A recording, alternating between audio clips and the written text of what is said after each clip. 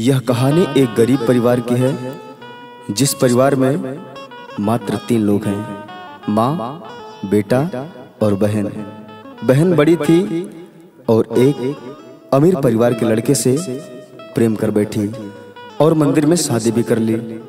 हालांकि माँ को इस बात से कोई नाराजगी नहीं थी, लेकिन बहन को लगा कि माँ को मुंह कैसे दिखाएं।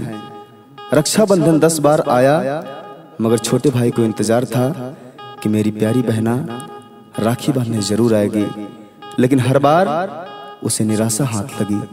अब तो माँ का देहांत भी हो चुका था।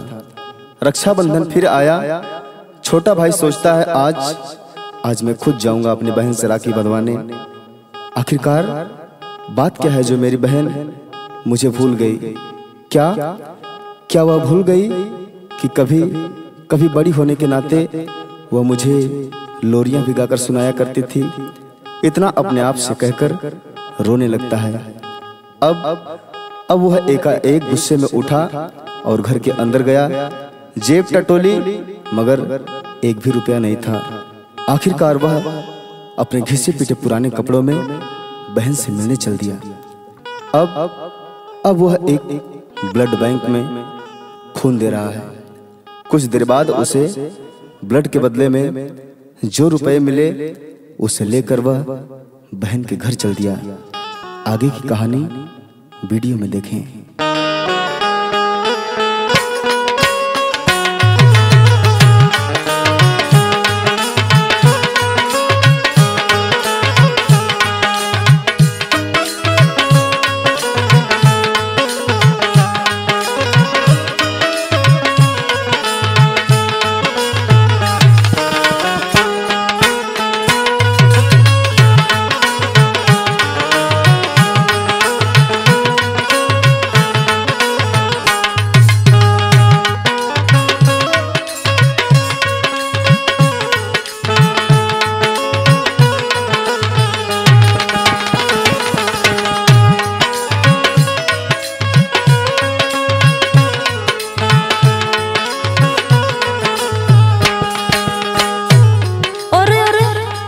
भीतर कैसे घुस गिला हो? क्या हुआ? अरे बहने, तो सीमा हो ना बहने?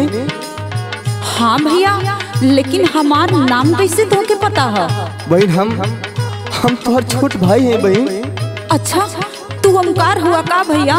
हाँ बहने, और माई हमके तोरे घर का पता बतौले रहे बहने, और तोके पता ना है आज माई भी दुनिया में ना है। और तू 10 साल से हमने के छोड़ के जा कैसे रह गए बहने? कहा तो कि हमने के कबू याद ना आयल बहने?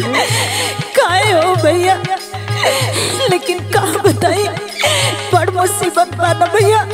हम घर से बाहर ही ना जा पाइला हो भैया। ऐसा काहे बोलत हो बहने? हाँ भैया, हम घर से जाए हर जीजा जी जान जाइए ना भैया, तो हमके मुआ दिया रे पगला।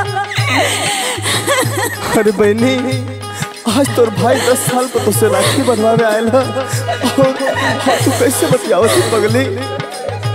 हाँ भैया, हम राखी बांध देते भैया, तू फौरन यहाँ से निकल जा भैया। और ना जेबा ना तो हर जीजा जी जान जाइए तो तोके जान से मार दिया भैया। तू जल्दी यहाँ से भाग जा भैया, भाग जा भैया।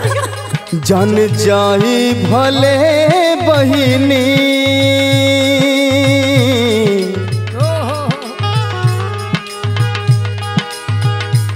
जान जाई भले बहिनी, राखी के बन्हैया में।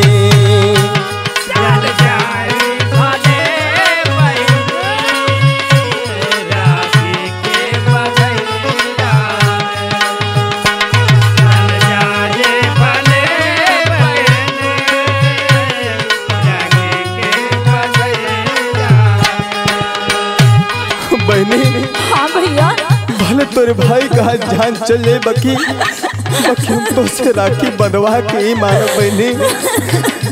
सुन बहनी, सुनाई भैया। कीमत ना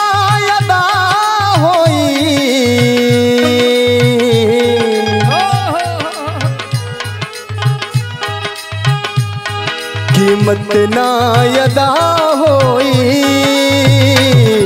मुट्ठी भर रुपया में।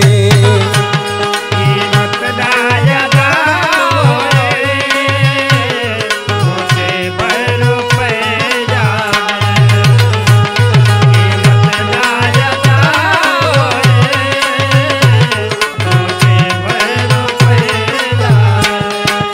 में। बहनी हाँ भैया हमारा आगे कभी बात थोड़ा सुन ले बहनी। सुनाओ भैया। मत रो बहनी। कर जाई चुकावे में इस जमाना गुजर जाई। कर जाई चुकावे में इस जमाना गुजर जाई। कर जाई चुकावे में इस जमाना गुजर जाई। जीवन बा पतंगाई के जी के हो मर जाई। जीवन बाप संगाई के जी के मर जाई। जीवन बाप संगाई के जी के मर जाई। बहनी हाँ भैया। कहा तो के कबो माई के याद ना आइल बहनी। कुल बात छोड़ो भैया, जल्दी यहाँ से भाग जा भैया। भाग जा रे, भाग जा। पगली कर जाई चुकावे में इस जमाना गुजर जाई। जीवन भी पतंगा बा के जी के हो मर जाई। के जी के हो मर जाई। कली खलबाए बहिनी बहनी। खा भैया। कली खलबाए बहिनी ए विधि के विधैया में। काले कलवाए बहने जीवन के दिसे जाए। काले कलवाए बहने जीवन के दिसे जाए।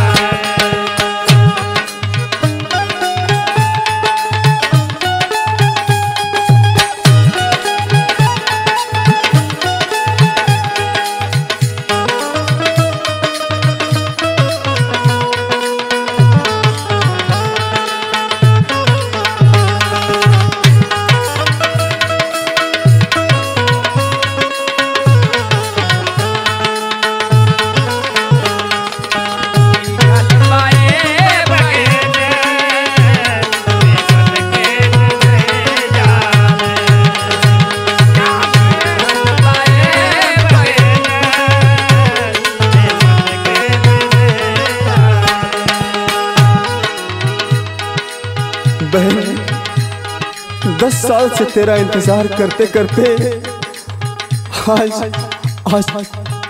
माँ भी छोड़कर मुझे चली गई बहना। आज तेरा गरीब भाई तेरे दरवाजे पे तुझसे राखी बंधवाने आया है बहन। सुन बहना। बोले भैया, बोले। माई ता बिसर गईली कवनो ना सहारा बा। माई ता बिसर गए कवनो ना सहारा बा। माई ता बिसर गए कवनो ना सहारा बा। बहनी हाँ भैया। हाय हमारा हालत देख के तू समझ सकेली बहनी कि हम कौन परिस्थिति से गुजरल नहीं बहनी। पैसा भी ना ये दुनिया में कैसे के गुजारा बा।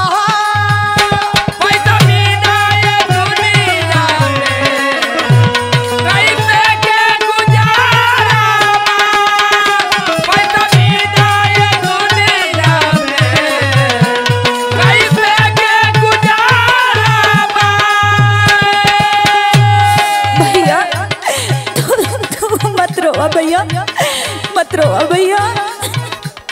सुन बहन सुन, माई का बिसर गईली कवनो ना सहारा बा, पैसा भी ना ये दुनिया में, कैसे केहू के गुजारा बा, कैसे केहू के गुजारा बा।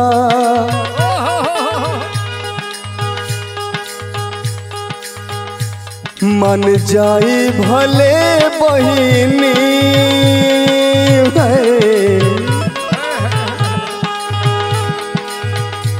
मन जाई भले बहिनी, ए बिगड़ल समैया में।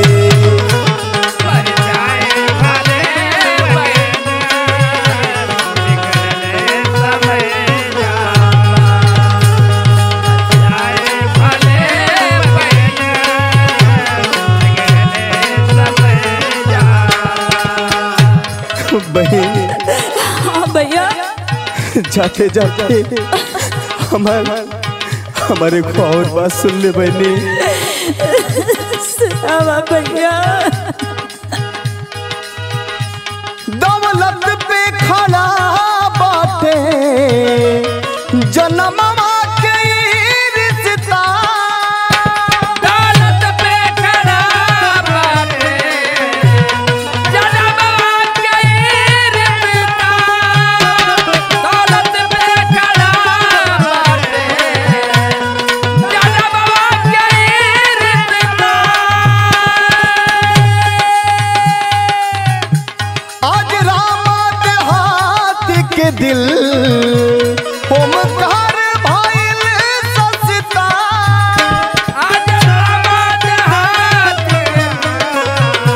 ओ बचारे भाई सपता, आज रामत गरीब ओ बचारे भाई रिश्ता। बहनी हाँ भैया। हाय हाय देख बहनी, हाय देख तो के राखी की बधाई का लेके आल बानी बहनी। हाय कुछ पैसा रख ले बहनी। अरे पगला, ये इतना पैसा तू कहाँ बोले पगला? बहनी पैसा पैसा तो मेरे पास से को न रहा है बहनी। बकी बकी गई नहीं हॉस्पिटल में, आज अपन एक बोतल खून बेच के और तो के कुछ पैसा हम राखी तो बधाई लेके आल बनी बहनी। अरे पगला, ये काट कर दे ले। दौलत पे खड़ा बाटे जन्मवा के रिश्ता, आज राम देहाती के दिल ओमकार भइल सस्ता, ओमकार भइल सस्ता।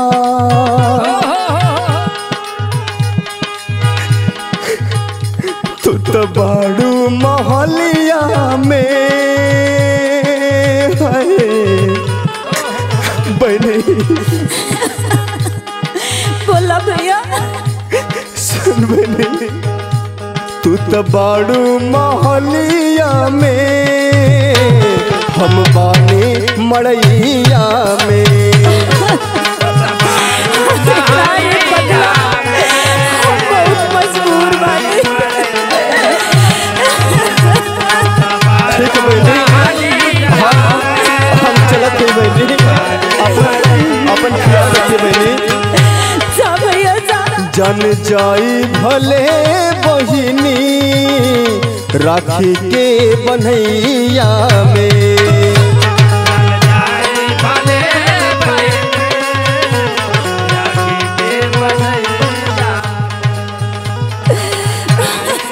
भैया भैया भैया, उठ पगला, उठ पगला। ऐसा ना हो सकेला। उठ जा बबुआ, उठ जा रे पगला।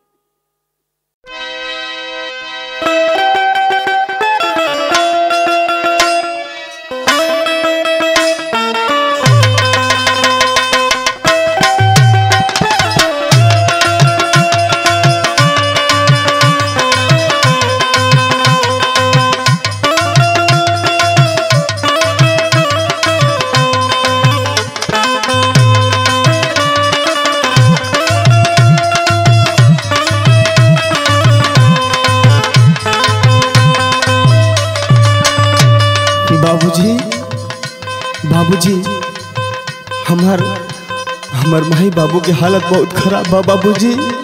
हमरा के अगर हमरा के कुछ पैसा दे देती तो हम अपने माई बाबू का इलाज करवा लेती साहब। हमके अपने पास कोनो काम दे दी साहब, हम काम करके आपका पैसा चुका दे साहब। चलो भागो यहाँ से, तुम्हारे जैसे बहुत ढोंगी आते हैं यहाँ पे काम मांगने के लिए। ऐसा मत बोली बाबूजी। सुनी सुनाए बाबूजी, सुनाए बाबू।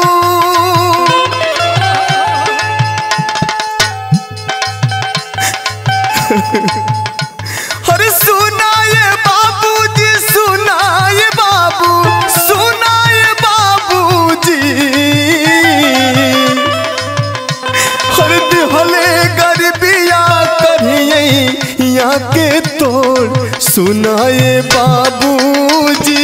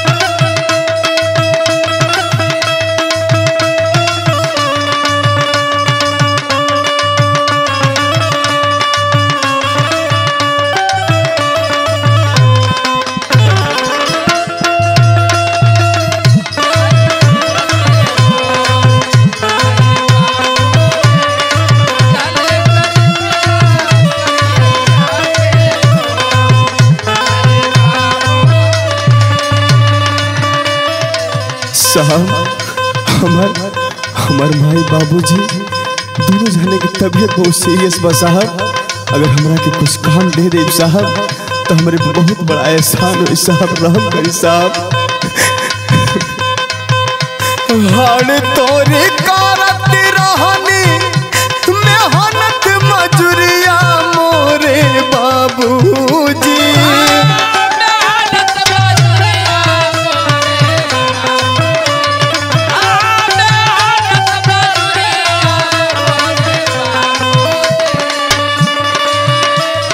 साहब हम बहुत मजबूर बानी साहब। अगर कोनो छोटा मोटा काम दे दे तो हमारे माई बाबू के सहारा हो जाए साहब, रहम करी बाबूजी। हाड़ तोरी कारत रहनी मेहनत मजूरिया मोरे बाबूजी। मेहनत मजूरिया हमरे बाबूजी, तब न भइले किस्मत में या जोर हमरे बाबूजी।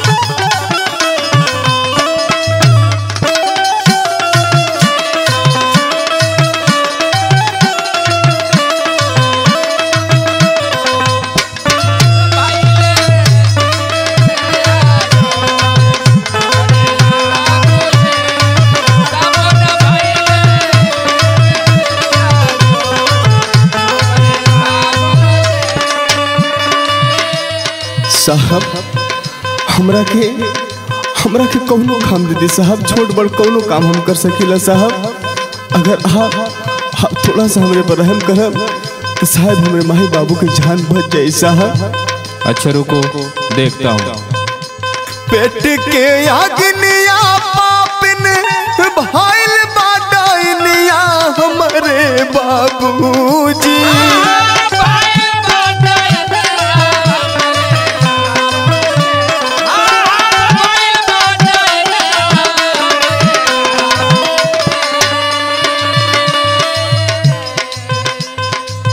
ये गरीब लाचार है बैरी पेट के लेके दर दर भटकत साहब, रहम करी साहब, हम आपके पैर पड़ते हैं साहब।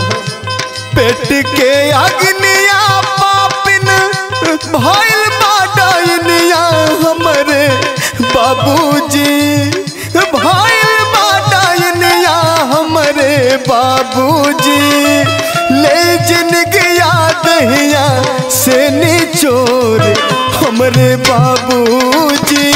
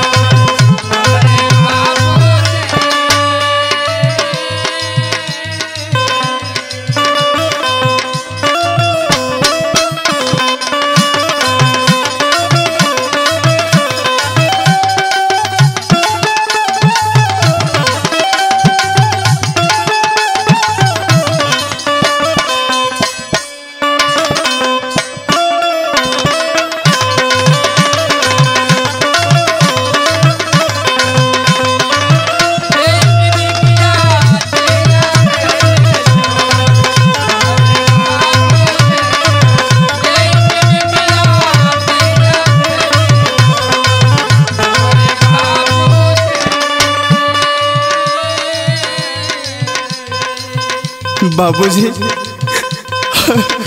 एक गरीब पे थोड़ा रहम करी बाबूजी। आज हमारे माई बाबू घर में 3 दिन से खाना नहीं खिलाई साहब, गरीब पे कुछ रहम करी साहब। बेटा तू तो काम करते करते बहुत कमजोर हो गया है बेटा। ये ले कुछ पैसे हैं जिससे अपने माँ बाप की दवाइयाँ ले लेना और जाके कहीं भोजन कर लेना और कल से काम पे भी आ जाना। धन्यवाद बाबूजी, हम आपका एहसान कभी जिंदगी भर ना भुला पाए बाबूजी। रामा देहाती देना यतन हो बचनिया हमरे बाबूजी।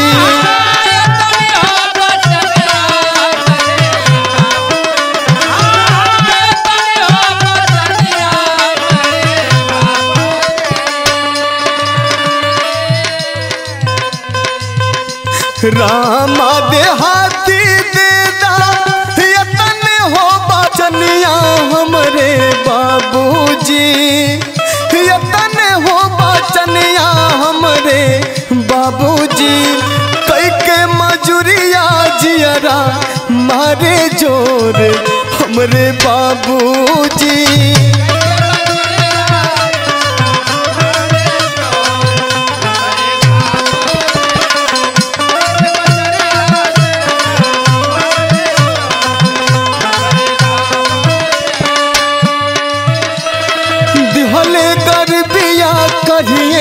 यहाँ के तोड़ हमरे बाबूजी।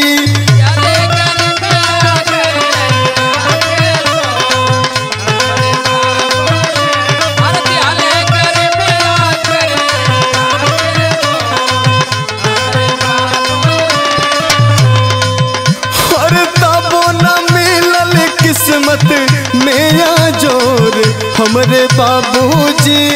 दिहले गरबिया करिए यहाँ के तोड़ हमरे बाबूजी। दिहले बाबूजी करिए यहाँ के तोड़ है देखो दवाई लेके आयल बानी माही। बाबूजी ये बाबूजी, माही माही उठ माही, बाबूजी माही।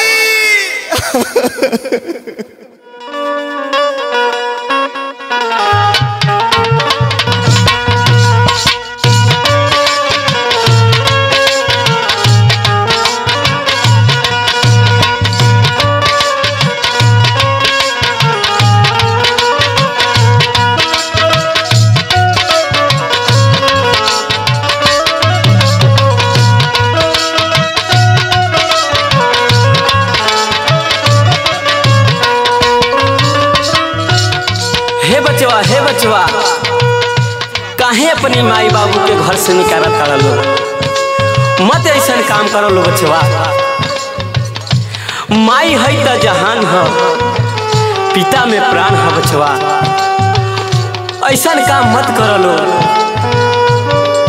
लत तोहन लोग के एगो हम गुणगान सुनावतानी बचवा, गौर से सुनिह लो।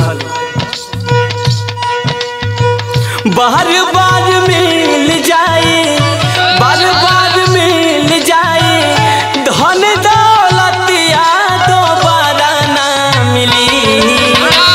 बार बार मिल जाए, धन दौलतिया दोबारा ना, बार बार मिल जाए, धन दौलतिया दोबारा ना। बार बार मिल जाए, धन दौलतिया दोबारा ना मिली। माई बाबू का सूरतिया दोबारा ना मिली। माई बाबू के सूरतिया दोबारा ना, अरे माई बाबू के सूरतिया दोबारा ना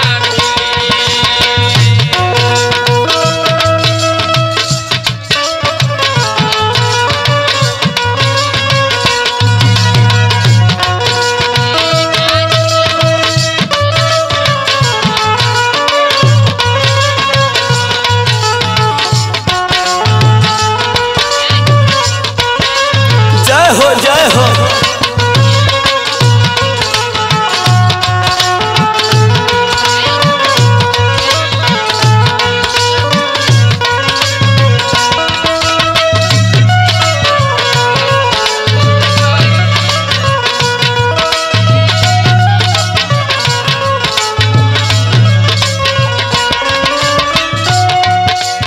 और भाई जोगी के बात बाबू गौर से सुनो लो।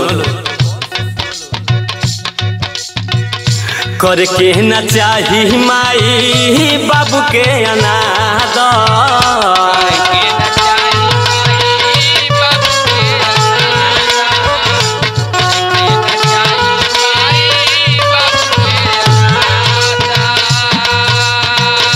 माई बिछौना हमार बाबू हावे चादर।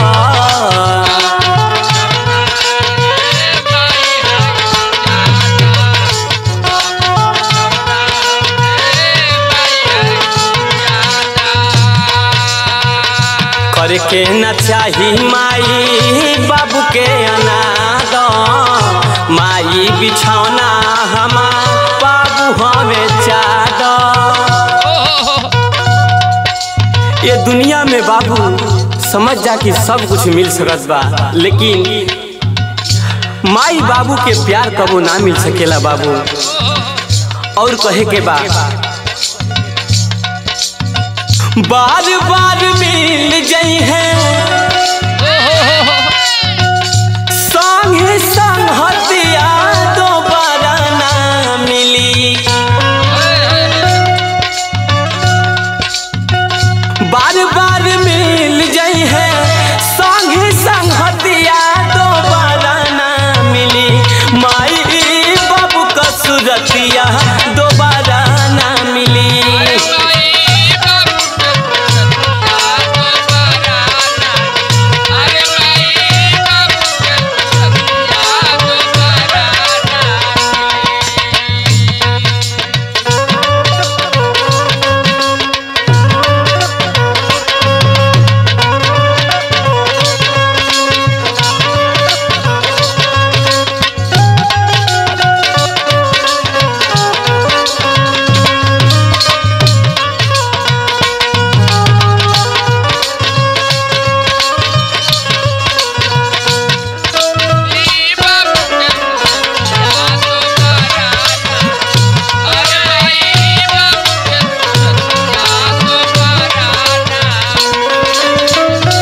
लेकिन बाबू ई लास्ट में जोगी समझावत बा तोहन लोग के कि जैसन कर्म करब लो वैसने तुहार करनी तुहार बेटो करी है।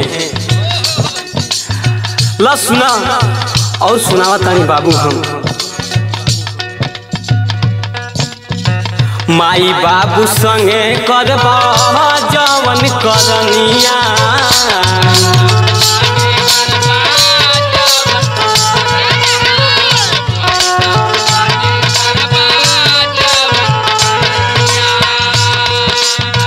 करिहे तोहर संगे बेटा उहे रहनिया